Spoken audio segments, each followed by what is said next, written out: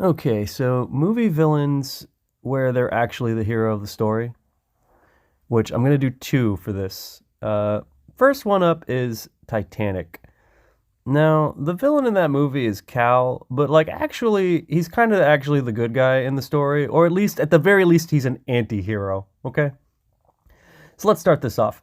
He's a good looking man. It's Billy Zane, right? So he's a beautiful man. He is engaged to marry Rose. Now, Rose and her mother are actually saddled with a tremendous amount of debt when the father dies. This is covered in the movie.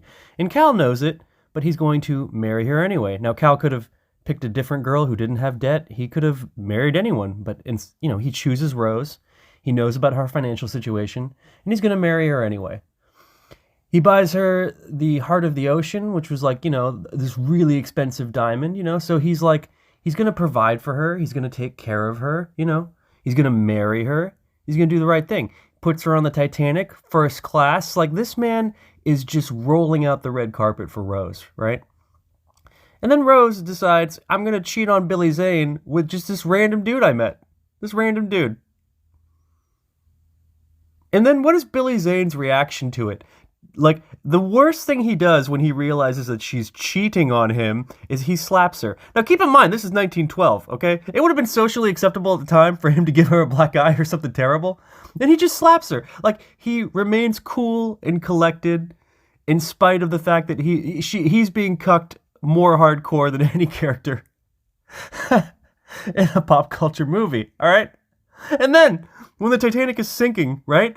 Even when Cal is being quote unquote a bastard or evil, he's still saving lives because like he grabs that little girl and he's like, I have a child, like I'm all she has. So like even when he's being selfish, he is saving the lives of children. That little girl was just crying in the corner. She would have frozen to death and died or drowned in the ocean. So like even when he's being bad, he's still saving lives. So like, I'm sorry, that man, that man's not that, he's a good guy. All right, Cal's a good guy. You'd be lucky to have Cal. You realize this is a man that's rich, gonna provide for you. He's beautiful, and when you cheat on him, he's gonna slap you once. Wow, wow. What a piece of shit. What a bad man. All right, next up, Beauty and the Beast, Gaston. Gaston's actually a good guy. All right, I know the movie portrays him like he's a bad guy, but he's actually a good guy. When you compare Gaston to the Beast, they are freaking identical, okay? They're identical. The Beast becomes the Beast because he's a shallow, vain bastard. That's why he becomes the Beast. This old woman witch shows up and he's like cruel to her, and then she becomes beautiful and he's like, oh, he's all nice. He's just like Gaston, all right? Because Gaston is like an immature man, and the Beast starts off in the backstory as an immature man. The Beast is also, he's supposed to be the hero, but like obviously at the beginning of the story, he like kidnaps Belle's father and imprisons him. Then he kidnaps Belle and imprisons her. And then he's screaming, like he's emotionally abusive, right? Then you look at Gaston. Gaston is like, he's not yelling at Belle, he just wants to marry her. And Gaston can pick anyone he wants. He's also beautiful. Those three hot blonde chicks want him, and he's just like, no, I have eyes for Belle. Like he wants the smart chick. He could go for the vapid dumb chicks, but no, he wants to go for the smart chick, right? And yeah, he's a little shallow, he's a little vain, but in general, he's not a bad guy. And then you look at like the life he wants to provide Belle that she's so disgusted by. He's like, okay, imagine this, Belle. We're gonna have like a nice house, a roaring fire. Our strapping boys will be running around. My fresh kill will be cooking. Because he's a hunter and a provider. And like the only thing that's kind of semi-negative is that he's like, you'll be rubbing my feet.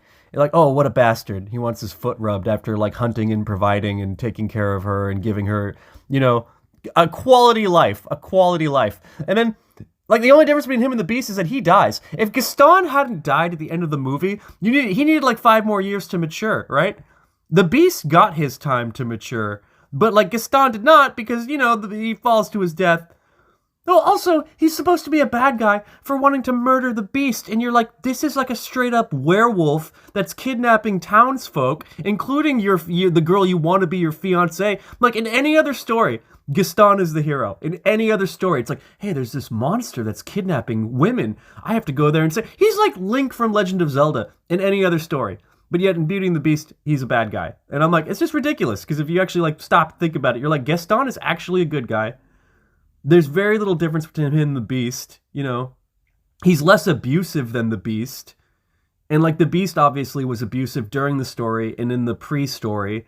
And it's like, you just give Gaston like 5 more years, he would have been a mature, wise, calm man, you know? Like Gaston just needed more time, but he didn't get more time, you know? And so when his worst crime is trying to murder a monster that's kidnapping villagers, I don't think he's that bad. I don't think he's that bad. Everyone have a good day. Oh, man.